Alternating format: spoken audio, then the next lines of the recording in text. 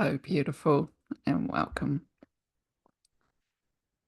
I've been talking a bit about being childlike, and I had read this bit of the out of A Course in Miracles, and there was a bit in there that I just wasn't getting, and I'm like, why aren't I getting that? And I'm just going back to it again. So what it is in the Course in Miracles. It says the Bible tells you to become as little children. Little children recognize that they do not understand what they perceive, and so they ask what it means. So I got the bit become as little children, and I'm like, oh, yeah. And I sort of put a few of my own interpretations on that.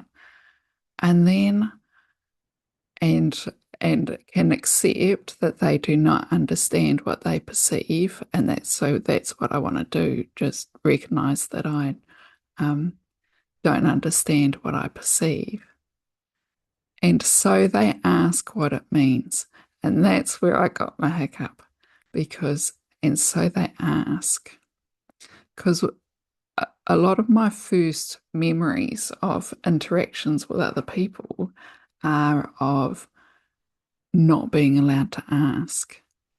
So that came across in when kids are little, like preschoolers, they get asked their age all the time. And so, you asked your age and you say, oh, I'm 3, I'm 4, however old you are. And that is good. It gets a good reaction, whatever your answer was, because you knew how old you were, and that's pretty clever. At one time, I asked my grandmother how old she was, and the reaction was intense because it was very rude to ask a woman how old she is. And then she told me to guess how old she was. And I guessed, and I guessed older than she was. And so, again, really angry, like unforgivable that I would say these things. And, later when I'm sort of talking with mum about it, and she was like, well, it's rude to ask people their age, women their age. So, I'm little. I might not have been that little. I wouldn't have been 3. I might have even been 5. But, it was pretty innocent and not treated innocently. And really stuck in my memory because she had such intensity at me about it and how bad and wrong I coped with that whole situation. And while I'd been asked my age a whole lot of times, it wasn't okay in every situation. Another thing that I found, so I would have been a bit older than yeah, be as little children, like little children, before these are the lessons you start learning. Because I also got in a lot of, not trouble, but was told a lot that it's not okay, like to ask how to spell something. So I would have been at school by then, but school always sort of assumed that you were getting help at home with stuff, and sometimes what you were getting at home was not help, the opposite to help. Yeah. So, yeah, I think that when I became conscious, when I started moving on from being as a little child, I learned a whole lot not to ask. And I'm blaming that for having trouble with that sentence of little children recognize they do not understand what they perceive, And so they ask what it means. Mm. Well, so I suppose that's when I was told I better start bloody getting my perceptions right or I'd get in trouble. So also in the being childlike thing, it made me think about growing pains and how, from what I've heard, I haven't actually done scientific research on it, but it seems that tall people tend to get more growing pains than other people. And so maybe a lot of my stuff is because I'm emotionally big. And you are too, because I don't think that I would attract anyone um, who just accepts everything the way it is. So that's not us. So, and feeling things very intensely, not all things, lots of stuff can just happen the way it happens. And yeah, and I want to let a lot of the world things that happen just happen without me having feelings about them because, I could spend a lot of energy on things that I can't control or things that I have no intention of doing anything about. So I try to leave them to the side. But I do feel feelings very intensely and more than is allowed. I feel like and well, not so much now actually, because now I'm putting myself out there, but out here. But in other situations, I hide because I feel things more than I'm allowed to feel them. So I've had a couple of people, when you're telling people about your stuff and you sort of gauge them as safe people to talk to, and then yeah, I had a couple of people tell me I've got a chemical imbalance. Well, not actually like you've got a chemical imbalance. It's like, I say, oh, well, I've spent a lot of time in depression and my child has been close to the edge. And so, when you're telling me, when you're perhaps judging other people who have been through this stuff and whatever, that it's a chemical imbalance. It doesn't really matter if it is, because it's my chemical imbalance. And I'm navigating my life. And if I I say, it's such a blah, dismissive term. You've got a chemical imbalance.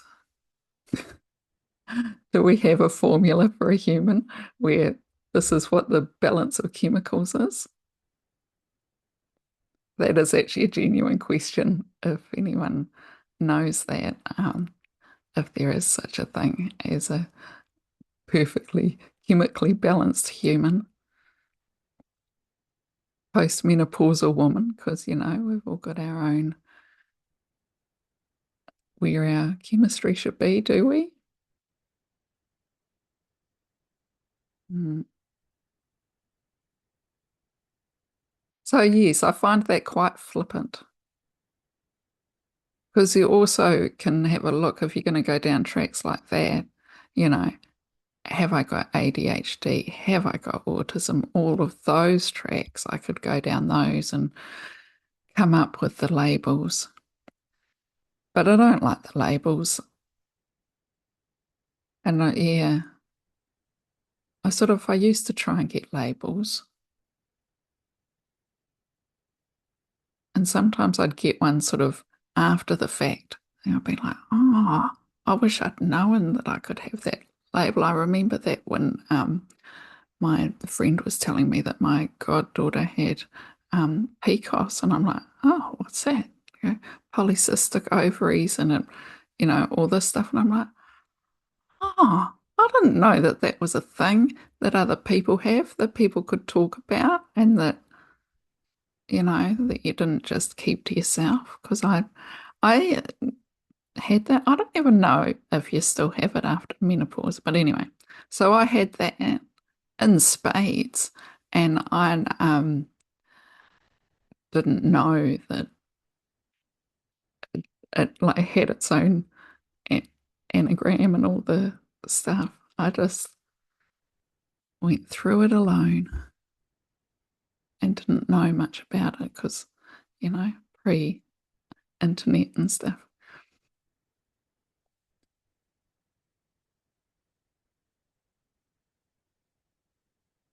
I wonder why. Oh, because I was talking about my chemical imbalance. So you could call that a chemical imbalance. So yes, my whole life, probably, or since puberty, had a chemical imbalance.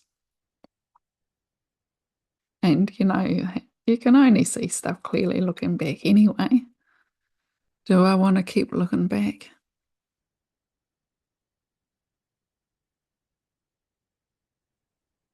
So, yeah, that's my chemical imbalance. I don't know. I know it's not, I know it's not socially acceptable. Maybe it's becoming socially acceptable, or I'm just not in the right circles for it. And so I feel like I go through all this stuff alone and I don't have to. Mm. But I just keep coming up with this stuff that's so simple and so hard to do.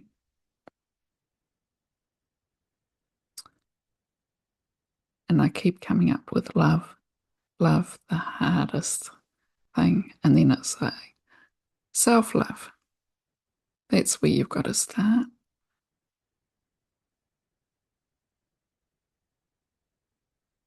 Maybe it's just harder when you've got a chemical imbalance. I could do that actually, because that's could be my label, couldn't it?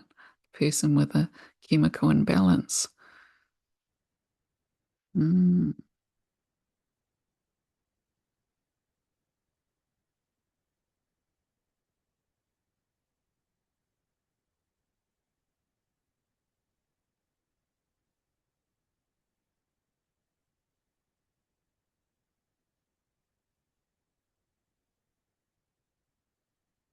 I feel like I've just been trying to justify myself. I don't even believe in justice.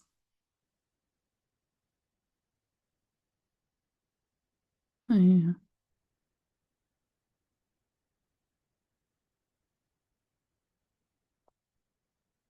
So I'm going to keep working on this being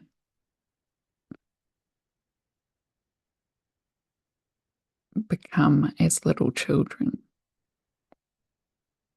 Mm. It actually, I think that because it brings up your actual childhood, I don't know why my camera's freaking out at me. I'm turning this light on. Sometimes that helps. I think it's because it's really windy. The clouds are going over it. It just looks cloudy, but it might be a difference. The light keeps changing. Anyway, we're having weather here. So, yeah, I think that while I just want to sort of remember the childlike loveliness, I'll sort of have all these layers on top of it. But if I go back to the bits before I remember, I know that if there's little kids, if there's toddlers and they're trying to walk and talk, and that they just keep asking, actually, if when they perceive, what was the thing? Little children recognize that they do not understand what they perceive, and so they ask what it means. When little kids go through that bit, why? But why? And drive you insane with keeping asking why.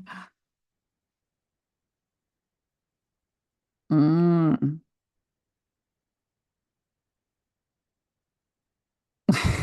Until you get to that point, you go, just because.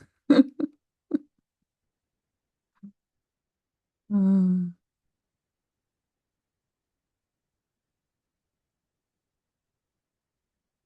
But why? But why? Actually, asking yourself why, that's a really good exercise for anything. I think it's might be Simon Sinek that it's like find your why. And there's 7 times why. So if you've got and I think where I got that from was that's about finding your purpose is, so I want to do YouTube. Why? I want to learn to talk to people. Why? And you keep going. And once you get really to the seventh one, it's really hard. So, yeah, give that a go if you like. 7 times why. Because it's all the stuff, especially emotional stuff, which is that all there is? Our perception is all we know. It's not all there is at all. It's just all we can perceive as our perception. Mm.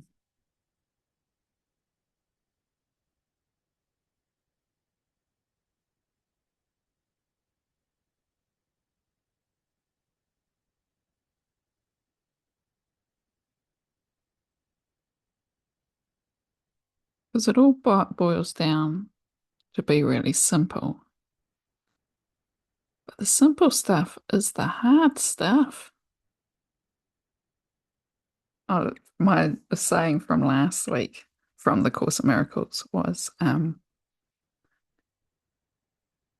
no, that's not it. I thought I had it written just there. No, it's the page before.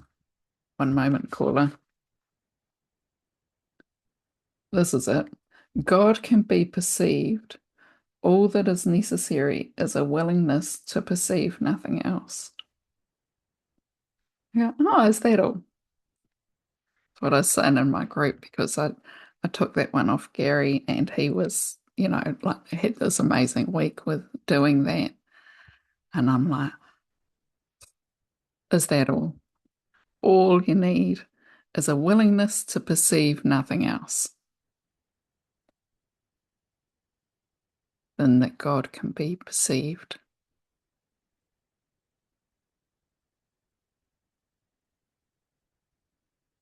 And so I can see God if I don't see anything but God.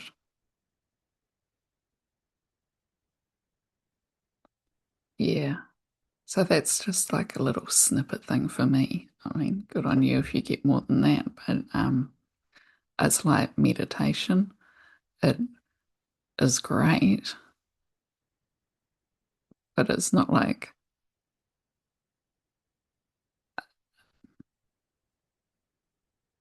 it's good even if you just get quiet, but sometimes you have amazing downloads from the universe, but it's such a tiny, tiny amount of that time that you need all of that time just to get the little bit.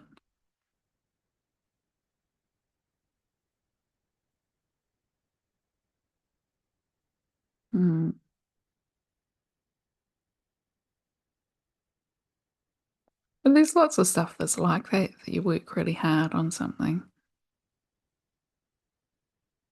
and the end result is, can be amazing. But no one can ever see how much work went into it. Mm,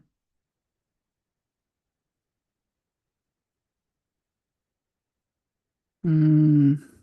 I'm just going to finish off with reading this again and see how you go with it. Little children recognize that they do not understand what they perceive, and so they ask what it means.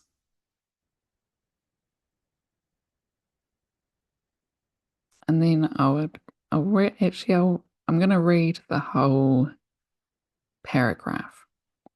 The Bible tells you to become as little children. Little children recognize that they do not understand what they perceive, and so they ask what it means. Do not make the mistake of believing that you understand what you perceive, for its meaning is lost to you. Yet the Holy Spirit has saved its meaning for you, and if you will let Him interpret it, He will restore you what you have thrown away. Yet while you think you know its meaning, you will see no need to ask it of Him. If you wanted to dive further into that, that is on page 211. It's the problem and the answer V111, so that's 8.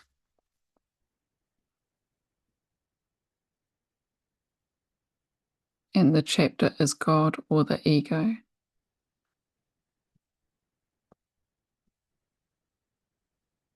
In the Course of Miracles.